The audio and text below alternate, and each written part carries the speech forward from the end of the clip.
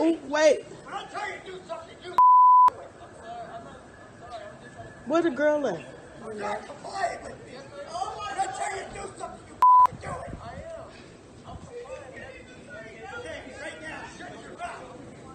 Oh, look at these kids. Y'all get it. Can I get the babies? Excuse me? Can I get the kids?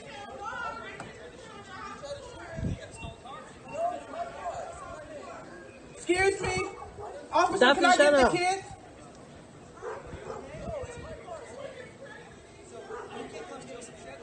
Duffy, go get her kids. Can I Go get her kids. Duffy, go get her kids. Hurry up. He needs to slow down, and those kids is right there.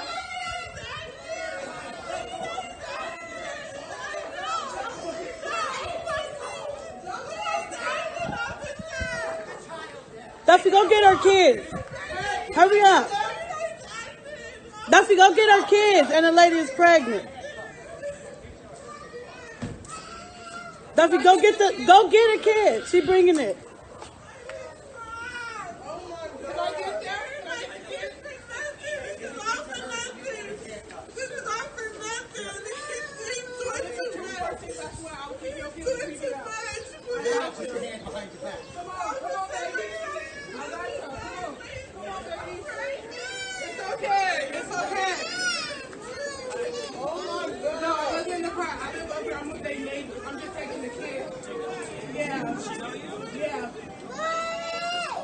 Duffy, get the kid. Get the baby.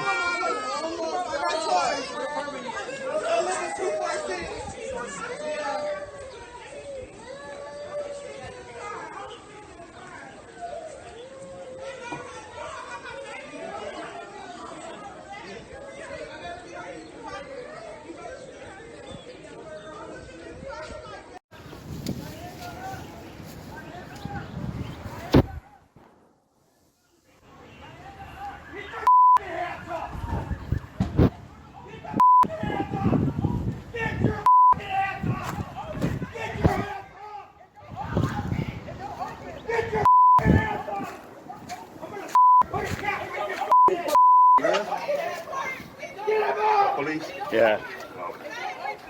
It doesn't open. I promise. I promise it doesn't open. You're gonna get shot! Get your hands off! Get out the fucking car! Get out the fucking car right now! Yes, get out now! Get out the fucking car! You're empty out of the You recording it? Yeah, I'm recording it. Put your hands up! I don't give a Put your hands up! Hands up! I can't put my hands up. I'm fucking pregnant, man. I can't. I'm pregnant. It's overdoing shit. It's overdoing shit. It's overdoing. Hey, shut break your feet! When I tell you to do something, you do it! I'm sorry. I'm sorry. I'm just trying to decide. You're not complying with me! Yes, I am. When I tell you to do something, you do it! I am. I'm complying with everything, sir. Okay, right now, shut your mouth!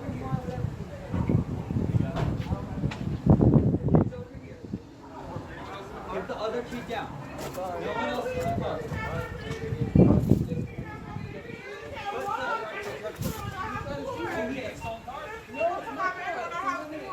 What'd you guys just do? I didn't do anything, sir. Are you okay? So, you can come get some baby. When I tell you to I can't put my hands up. I got a baby. Nigga, I'm so fucking put your hands Hey, hey! Whoa, sir, come down! What's going on here? Oh, live here. Attacking a lady, man? Really? Put your child down. She can walk. She's a baby.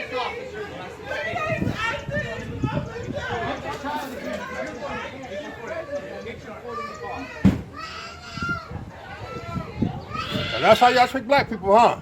Can someone just like, defuse the situation here?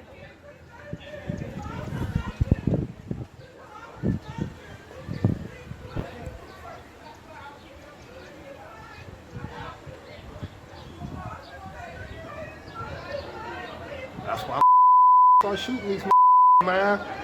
They wonder why people be start shooting at these man. He just came out yelling, didn't say nothing. Yeah, he just came out screaming and hollering at her. He didn't have to come at her like that, man. That's ridiculous.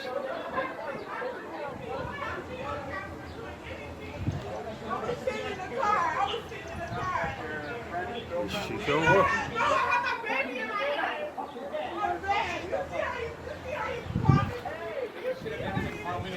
I was in the car with my baby. I was in the back seat. We've got someone in our car.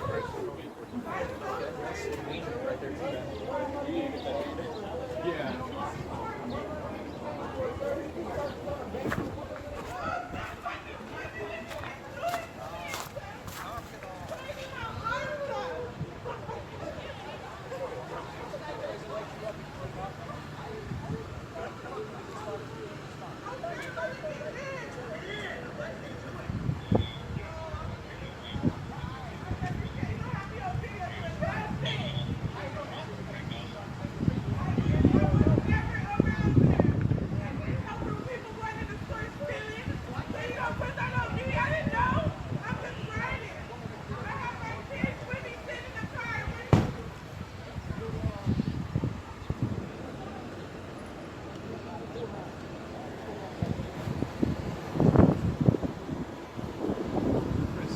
Got like what?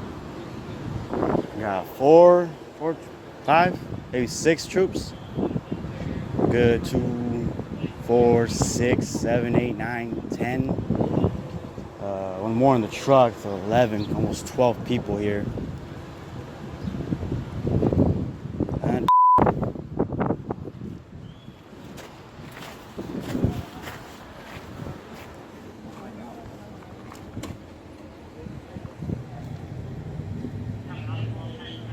Hi, I'm Bree Burkett, public safety reporter for the Arizona Republic and azcentral.com. I'm here with Drayvon Ames and Iesha Harper, who are at the center of a controversial video involving Phoenix police. Can you tell me a little bit about what happened that day? Yeah, so we were leaving from a Family Dollar near our babysitter's house, and we were going on our way to drop our daughter off to the babysitter, and we didn't know she had a doll, and I guess the police were looking for us. We never knew the police were looking for us. They never alerted us that they were looking for us, or sirened or followed us, or anything of that sort. So we're heading normally to drop her off to the babysitter's house.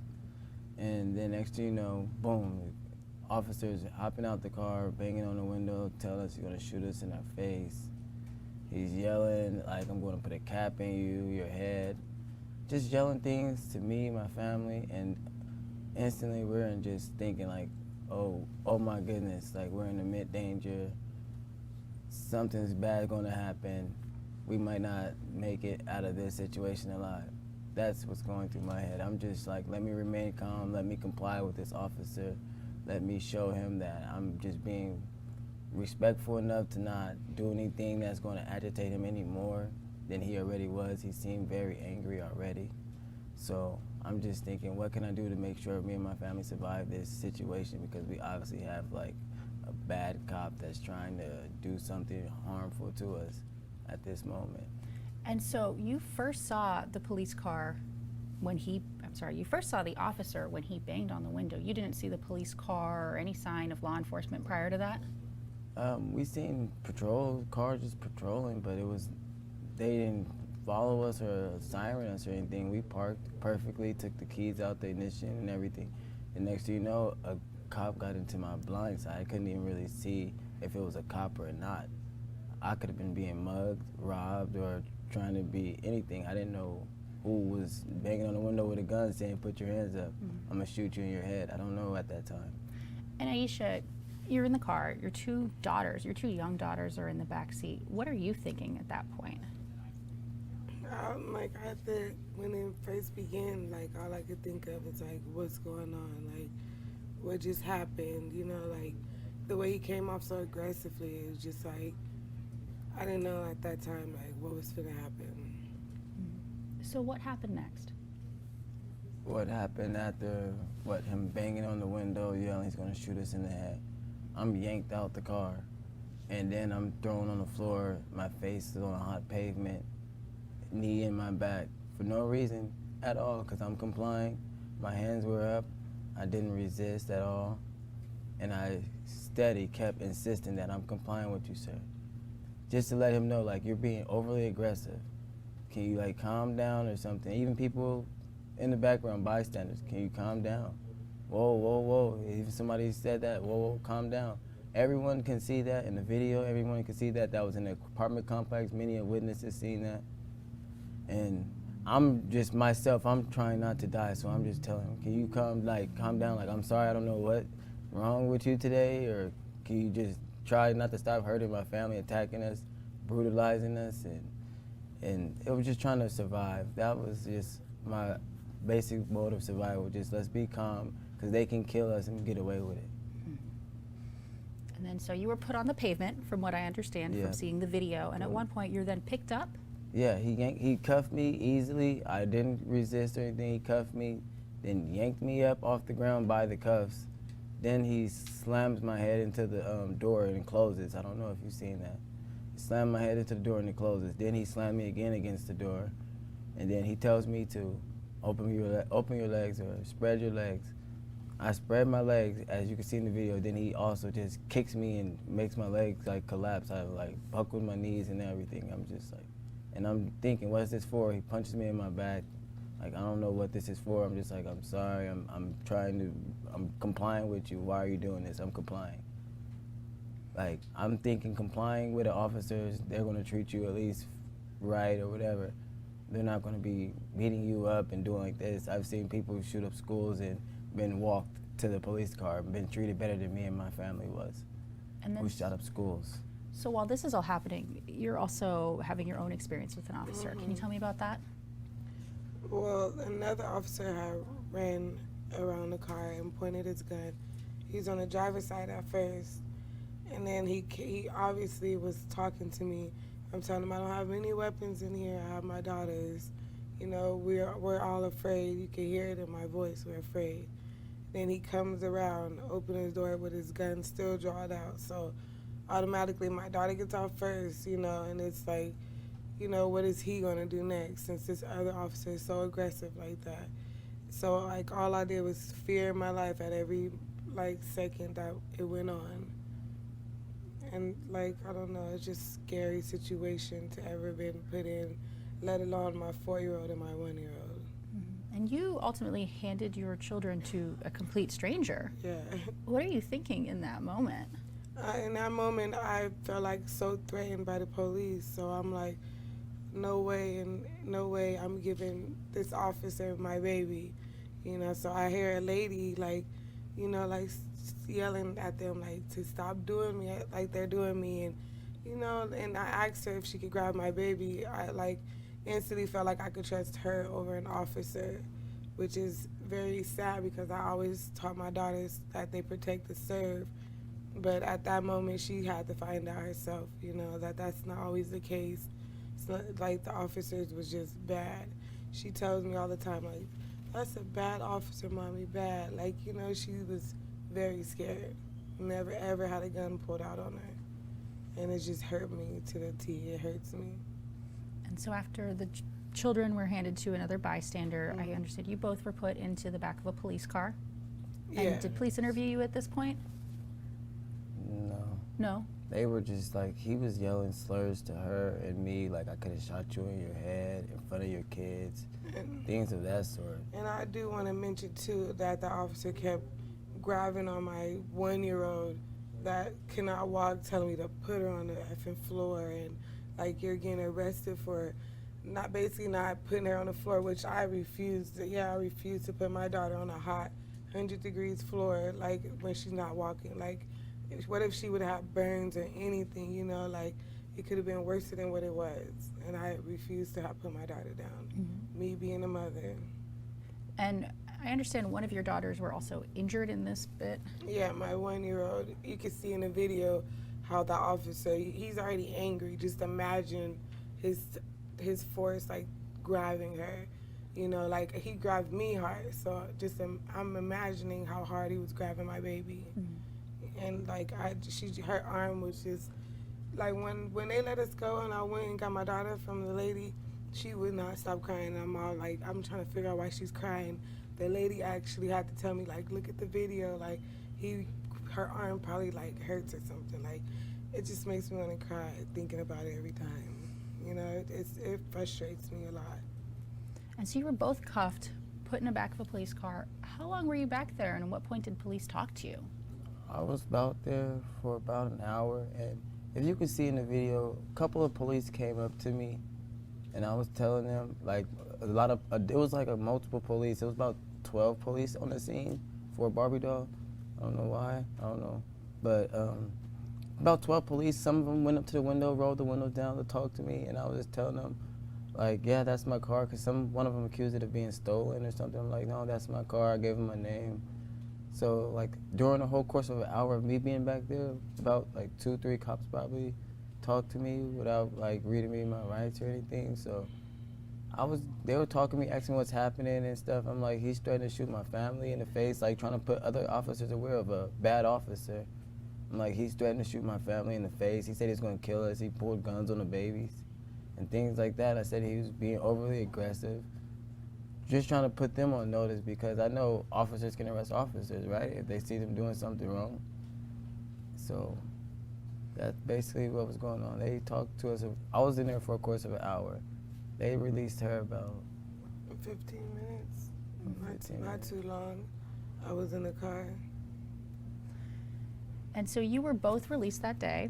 No one was charged based on the alleged Barbie doll shoplifting incident. Yeah, and I must say that Family Dollar said that they did not call the police and that they were not pushing charges. So I just really want, and their excuse was a bystander called the police. So I just feel like that was all like bull. What did you think when you found out this all stemmed from your young child accidentally walking out of the store with a toy? It just made my heart, like, just pound. Like, that can happen to any family because their daughter takes something, that you're going to react that way. Because they said that they seen a 4-year-old walk out with a Barbie doll.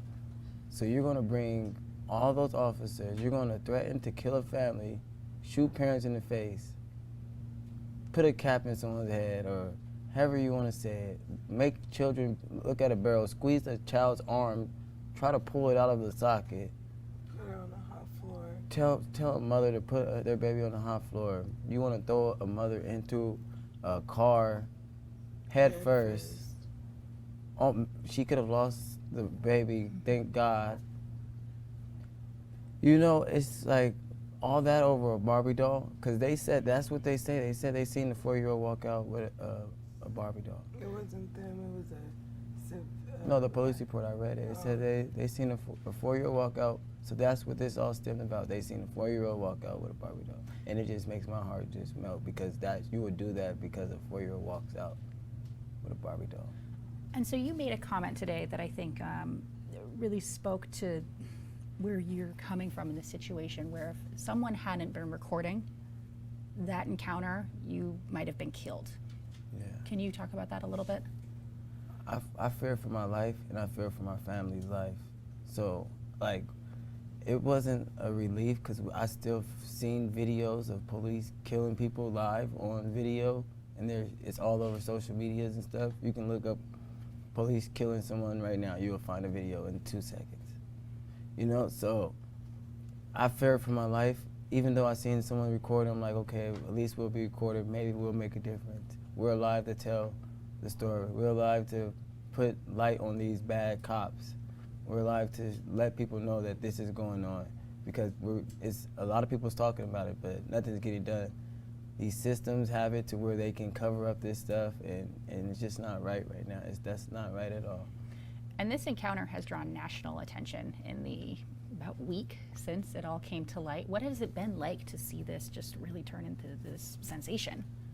It's overwhelming because we're still healing, and a lot of people wants to hear our story, and we don't mind sharing it because it brings light to others like Jacob Harris, Edward Brown, and then people who's been police brutalized and shot and killed, and it's bringing light to all those situations too, as well as us, and letting people know like this stuff is going on, and it's horrible, it's not right, it's inappropriate, and people who's doing this injustice they need to be fired, and they need to.